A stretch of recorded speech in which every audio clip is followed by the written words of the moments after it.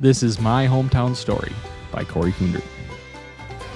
I grew up in a small town in southern Wisconsin called Monroe. It's a 10,000 person town.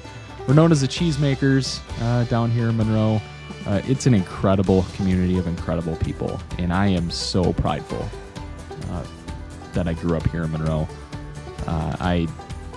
Throughout this episode, I talk about my upbringing. I grew up on a gravel road south of town, between some farms, and just had an incredible upbringing out in the country. And I talk about that. I talk about competing in sports in high school and being able to represent Monroe High School. I had a lot of pride in doing that. I grew up being a huge fan of all the sports here in Monroe, and being able to put that M on my jersey and my singlet was incredible. So I talk about that. I remember the specific conversation I had with Coach Witt when I got called up to varsity my freshman year. My parents come running down and say, "Hey, Coach Witt's on the phone for you." I'm like, "Oh, that's interesting." You know, I was a freshman. I had just moved up to JV I think it was that week.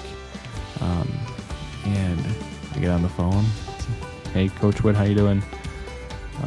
He said, "We'd like you to come up to varsity and be on the team with us," and fully embraced me as a freshman coming onto the team, and met a lot of great people through that I never would have if I wouldn't have had the experience of suiting up on Friday nights under the lights on TR Holyoke Field.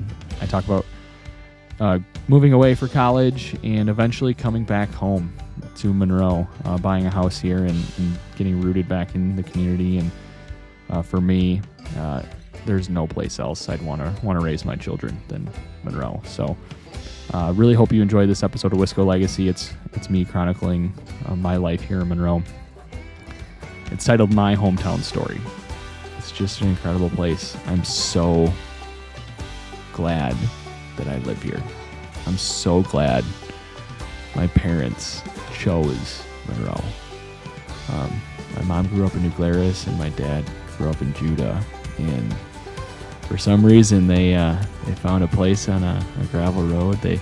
My dad literally moved the house from a different road to the spot on the gravel road in the woods, and the rest is really history there. I mean, the experience of living there, of being involved in multiple sports, to just being a part of this community has been just incredible. I wouldn't want to live any other way, honestly.